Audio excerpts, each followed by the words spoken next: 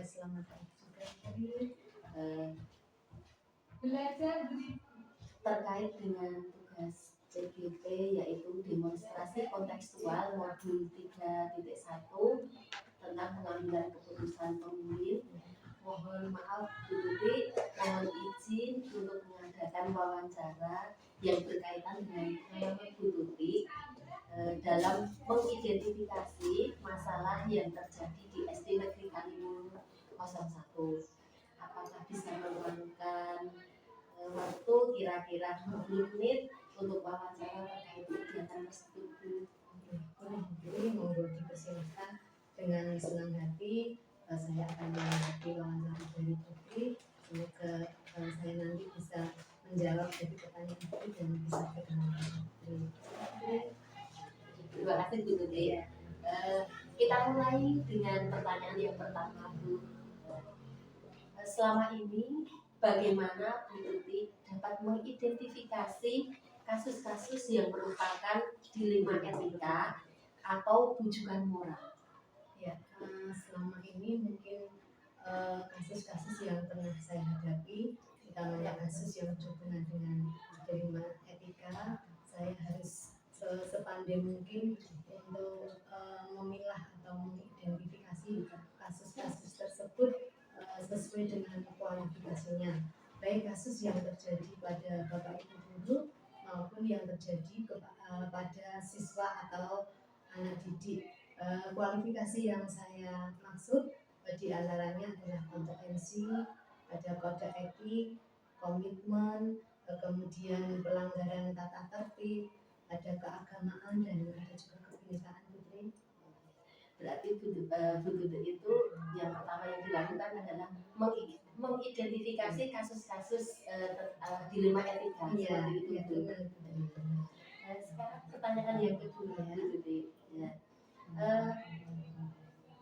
Bagaimana Bu Tuti menjalankan pengambilan keputusan di sekolah Ibu, terutama untuk kasus di mana ada dua kepentingan yang sama-sama benar atau sama-sama mengandung nilai-nilai kebajikan?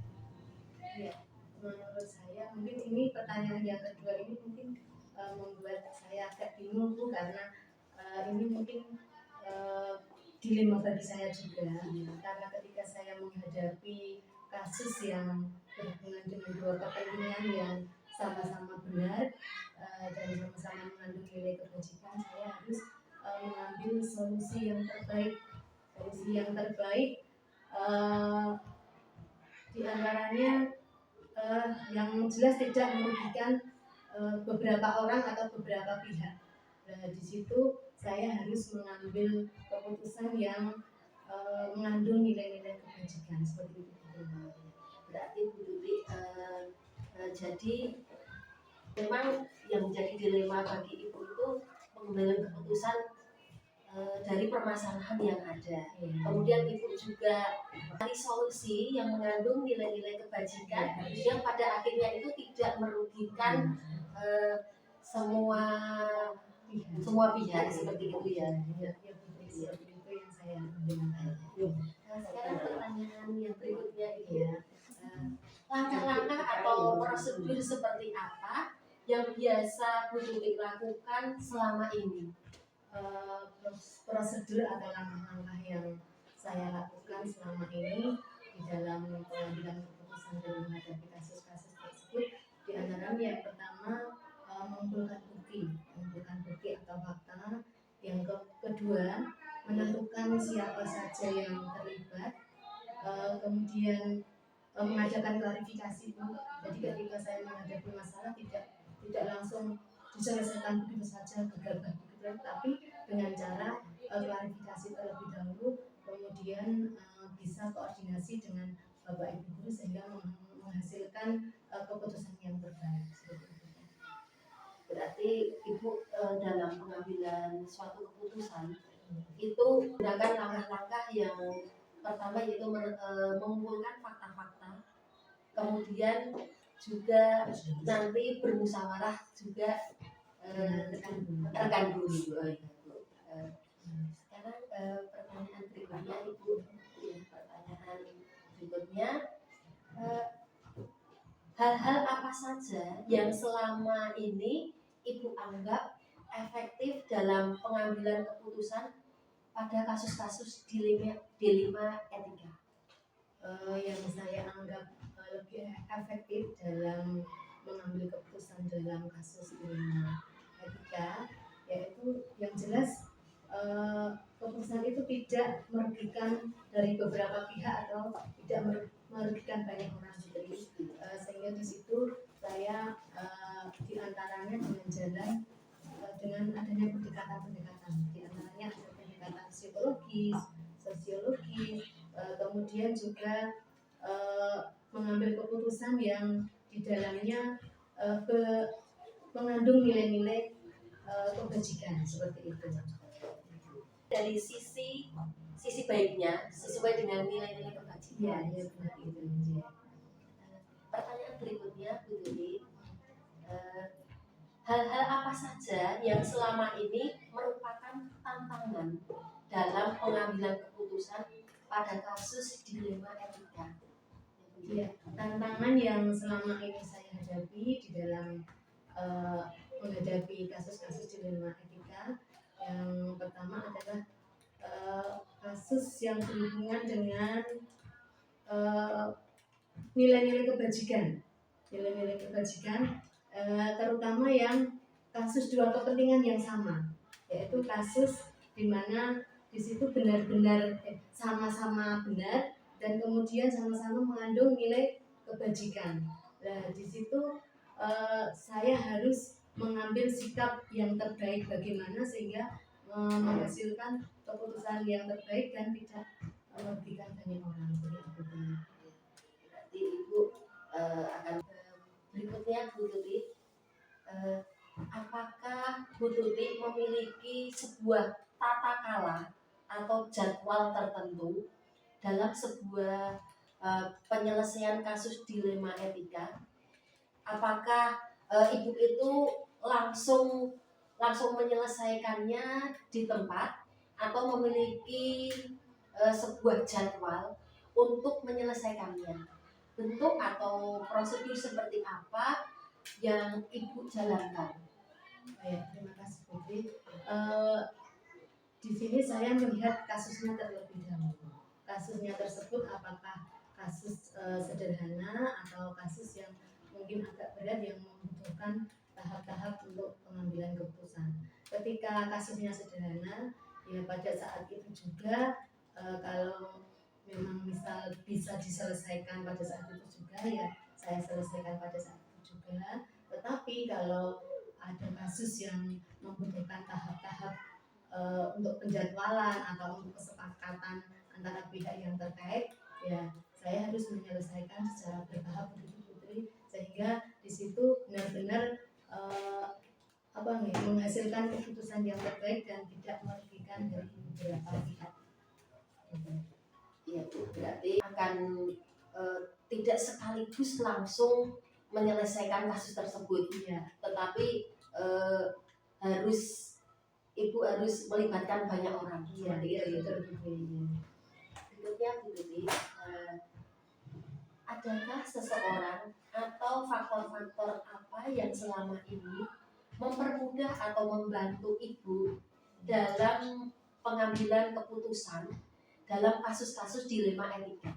Ya, yang jelas ada Putri, ketika saya menghadapi kasus-kasus dilema etika dalam pengambilan keputusan itu, ketika saya tidak bisa menyelesaikan sendiri, saya harus bekerja sama dengan teamwork atau bekerjasama dengan beberapa pihak yang terkait, bisa dengan kerjasama dengan rekan guru, sehingga ya tadi kembali supaya menghasilkan keputusan yang terbaik dan sangat bermanfaat bagi banyak orang dan juga tidak merugikan dari beberapa pihak atau banyak orang.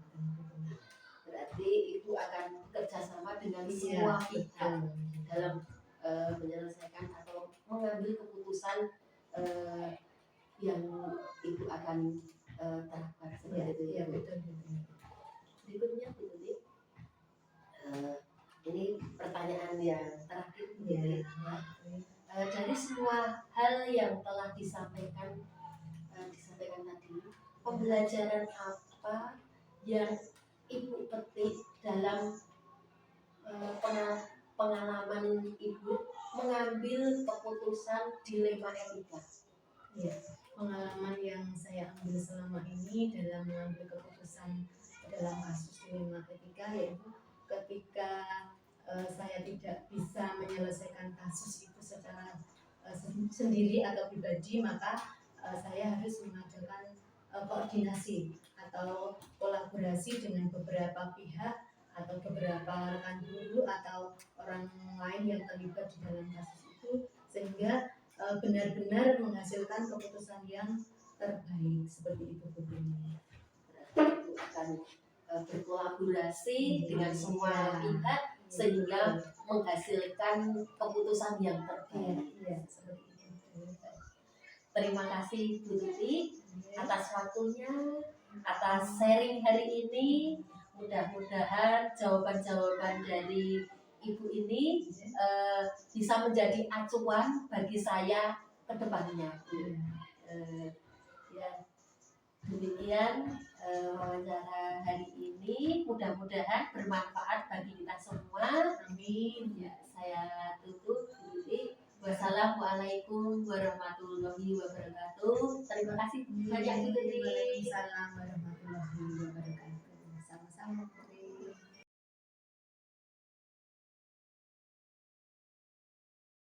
Assalamualaikum warahmatullahi wabarakatuh. Selamat siang Bu Ina. Waalaikumsalam warahmatullahi wabarakatuh. Selamat siang Bu Priani. Terkait dengan tugas CGP yaitu demonstrasi kontekstual modul 3.1 tentang pengambilan keputusan pemimpin. Mohon maaf Bu Ina, mohon izin untuk mengadakan wawancara yang berkaitan dengan pengalaman Bu Ina dalam mengidentifikasi masalah yang terjadi di SD Negeri Kaliwungu 5. Apakah Ibu bisa meluangkan waktu kira-kira 20 menit untuk wawancara terkait hal tersebut Bu Ina? Bisa Bu, silakan. Terima kasih Bu Ina. Selama ini bagaimana Bu Ina dapat mengidentifikasi kasus-kasus yang merupakan dilema etika atau bujukan moral? Untuk kasus yang rujukan moral maupun dilema etika. Nah, ini kalau saya melihat ya, tidak perhatikan karena dari sudut moral dan hukum. Dimana apabila kasus tersebut melanggar hukum, tentu itu benar lawannya salah. Tapi jika masih dikatakan sama-sama benar, itu masalah tersebut masuk dalam kategori dilema etika. Seperti itu. Pertanyaan berikutnya Bu Ina, selama ini bagaimana Bu Ina menjalankan pengambilan keputusan di sekolah Bu Ina, terutama untuk kasus-kasus di mana ada dua kepentingan yang sama-sama benar atau sama-sama mengandung nilai kebajikan? Terkait dengan hal itu, tentunya saya berusaha untuk menimbang secara matang atau mempertimbangkan berulang kali agar nantinya ketika kita mengambil keputusan tidak ada pihak-pihak yang dirugikan. Ya, jadi Bu Ina akan menguntungkan banyak orang, jadi tidak ada yang dirugikan. Berikutnya Bu Ina, langkah-langkah atau prosedur seperti apa yang biasa Ibu lakukan selama ini? Langkah-langkah yang saya lakukan tentunya ini mencari akar masalah atau penyebabnya, kemudian mencari tahu siapa saja yang terlibat dalam hal tersebut, kemudian menanyakan dari orang-orang yang terdekatnya, mencari informasi lebih lanjut, menggali, kemudian mendiskusikannya dengan warga sekolah ataupun juga utamanya mendiskusikan diskusikan dengan rekan sejawat. Kemudian mencari beberapa solusi, tentunya tidak sendiri, melibatkan rekan-rekan pendidik dan tenaga pendidikan di sekolah saya. Jadi Bu Ina tetap intinya itu berkolaborasi ya Bu dengan rekan sejawat. Berikutnya Bu Ina, hal-hal apa saja yang selama ini Ibu anggap efektif dalam pengambilan keputusan pada kasus-kasus dilema etika? Untuk pengambilan keputusan itu kalau saya tentunya mempertimbangkan dari sisi norma maupun aturan yang berlaku. Utamanya kalau saat ini kita bicarakan kan di sekolah, tentunya mempertimbangkan peraturan sekolah maupun norma etika yang berlaku di sekolah ini. Gitu. Berarti Ibu tetap memperhatikan norma dan peraturan yang berlaku di sekolah. Berikutnya Bu Ina, hal-hal apa saja yang selama ini merupakan tantangan dalam pengambilan keputusan pada kasus-kasus dilema etika? Tantangannya tantangan yang sangat besar itu ketika kita harus mengambil keputusan itu keputusan yang harus terbaik dan seperti tadi yang saya sampaikan Bu, tidak merugikan salah satu pihak. Itu tantangannya di situ. Sementara mungkin pihak-pihak terkait itu memiliki posisi sama-sama benar, di mata norma maupun etika juga benar. Itu tantangan.